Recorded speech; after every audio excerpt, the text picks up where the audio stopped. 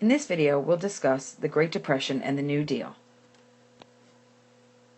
FDR comes onto the political scene during this time period, and Roosevelt's personality had been shaped by struggle with infantile paralysis.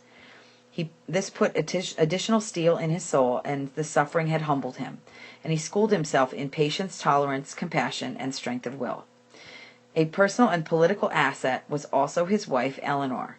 She was a distant cousin of Franklin. She overcame the misery of an unhappy childhood and emerged as a champion of the dispossessed, and was ultimately the conscience of the New Deal. FDR's political career was as much hers as it was his. Mrs. Roosevelt also marched to her own drummer. She joined the Women's Trade Union League and the League of Women Voters. And moving into the White House, she brought an unprecedented number of women activists with her. This network helped make her the first active First Lady in history. She powerfully influenced policies of national government. She battled for the impoverished and oppressed. Her personal relationship, with FDR was rocky due to his infidelities. And she was often condemned by conservatives and loved by liberals. She was one of the most controversial and consequential public figures of the 1900s.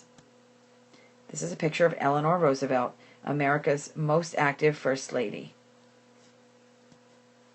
Franklin Delano Roosevelt's political appeal was the premier, he was the premier American orator of his generation. And as popular Depression governor of New York City, he sponsored a heavy state spending to relieve human suffering. He believed that money rather than humanity was expendable, and he revealed a deep concern for the plight of the forgotten man. He was assailed by the rich as a traitor to his class. At the Democratic National Convention in July of 1932 in Chicago, he was speedily nominated. The Democratic platform promised to balance the budget, promised sweeping social reforms, and FDR flew to Chicago and accepted the nomination in person. In his words, I pledge myself to a new deal for the American people. And so the phrase was coined. Roosevelt consistently preached the New Deal for the forgotten man. He was annoyingly vague and somewhat contradictory at times. Many of his speeches were ghost-written by brain trusts, popularly the Brain Trust, which was a small group of reform-minded intellectuals. They were the kitchen cabinet who authored much of the New Deal legislation. FDR rashly promised a balanced budget and berated heavy Hooverian deficits. Hoover now had remained in the White House, and he was conscientiously battling depression. He was out on the campaign. Supporters were half-heartedly assured, half-listening voters. He insisted that Roosevelt's impending victory would plunge the nation deeper into depression. With the campaign going badly for the Republicans, Hoover took to the stump, and this reaffirmed his faith in the American free enterprise and individual initiative. In the election of 1932, Hoover had been swept into office on a rising tide of prosperity, but he was swept out of the office by the receding depression. So, when the results came in, Roosevelt clearly won a majority of the popular vote, and the electoral count was 472 to 59. Hoover carried only 6 rock-ribbed Republican states.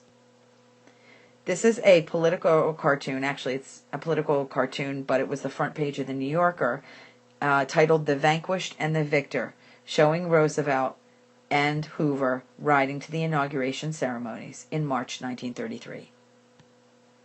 The features of the election showed a distinct shift of blacks to the Roosevelt camp.